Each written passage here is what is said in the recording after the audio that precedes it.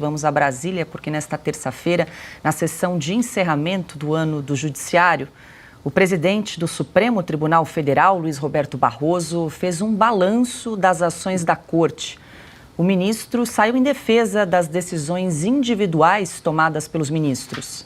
De modo que as decisões monocráticas, elas são um imperativo da realidade do tribunal e das circunstâncias que nós vivemos, e só poderia ser diferente se reduzisse dramaticamente as competências do Supremo Tribunal Federal. Portanto, o que é institucionalmente relevante vem a plenário, mas a rotina dos habeas corpus, dos mandados de segurança e das reclamações e das negativas monocráticas em recursos extraordinários simplesmente não teria viabilidade em um tribunal que atua no volume que nós atuamos.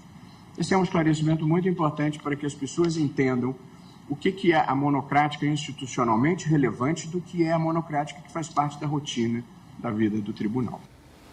Segundo Barroso, neste ano, mais de 80% das quase 102 mil decisões do STF foram tomadas individualmente por algum dos 11 ministros da Corte. É preciso que se tenha a consciência da impossibilidade. Com 54 mil recursos extraordinários ou agravos, 7 mil reclamações, 12 mil habeas corpus, sem falar em mandado de segurança e outras classes processuais, seria simplesmente inviável que todas as decisões monocráticas viessem a plenário. Simplesmente não teria como funcionar, é materialmente impossível. O presidente do Supremo também anunciou o lançamento do programa de combate à desinformação. Nós estamos avançando no enfrentamento desta que é talvez a pior epidemia, ou uma das piores epidemias do momento histórico que estamos vivendo, que são as campanhas de desinformação e os riscos que elas oferecem para a democracia e para os direitos fundamentais. Um esforço, Dr. Paulo Gonet, para que mentir volte a ser errado de novo e, portanto, que as pessoas possam divergir em relação aos fatos, mas sem poderem criar narrativas falsas que deem sustentação às suas crenças. Aliás, eu gosto de dizer que uma causa que precise de ódio e de mentira normalmente não poderá ser uma causa boa. Bom, Piotr, vários pontos para a gente comentar aqui desse último discurso de Luiz Roberto Barroso no encerramento do ano judiciário, que agora entra em recesso, né? Eles ficam agora em rodízio, esquema de plantão nesse final de ano.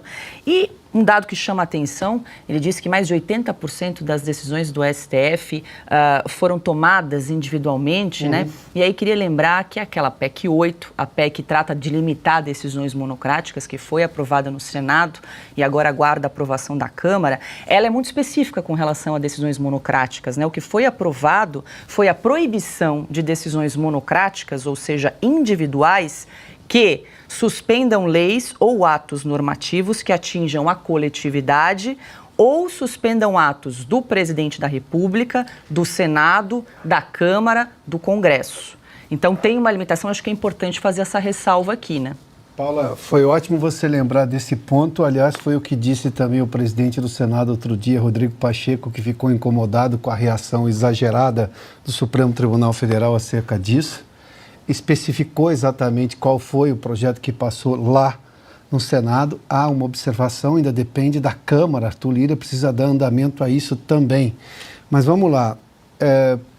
Ou o ministro Barroso não leu o que foi aprovado no Senado da República, ou está fazendo proselitismo, um corporativismo, para defender o Supremo a qualquer custo.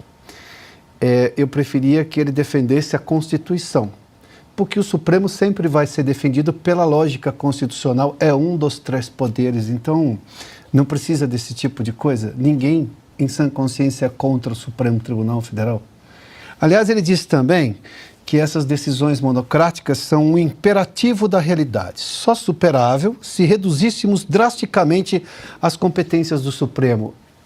Esse é um desejo da sociedade, um desejo de juristas que o senhor conhece, que o Supremo deveria ser uma corte constitucional, que se arvorou o direito de julgar muito mais coisas Aliás, a gente viu um colega seu, ministro Barroso, o ministro Alexandre de Moraes, dizendo que ele tinha uma vara de tantos processos que ele estava julgando.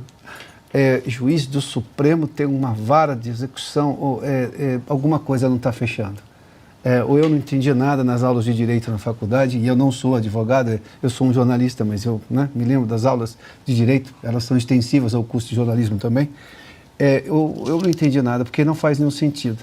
É uma defesa corporativista tão paupérrima, dentro da lógica principiológica da Constituição, do papel que o Supremo deve ter, que, enfim, mas é o presidente do Supremo que está dizendo isso.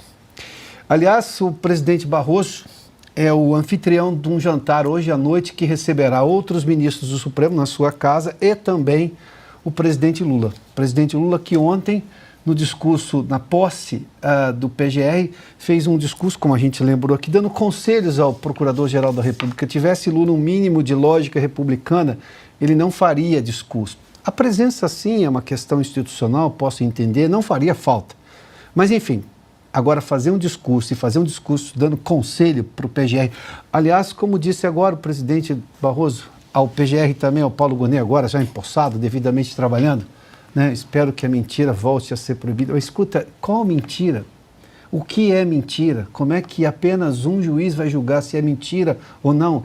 Aliás, sem manifestação da Procuradoria-Geral da República na maioria dos casos, sem acesso à defesa, ampla defesa de quem está sendo acusado, e aí simplesmente já se condena aquela pessoa com a retirada das redes sociais dela, com a impossibilidade dela participar das redes sociais, com congelamento de contas, como a gente viu por decisão do TSE no ano passado. Ministro, vamos lá, ministro.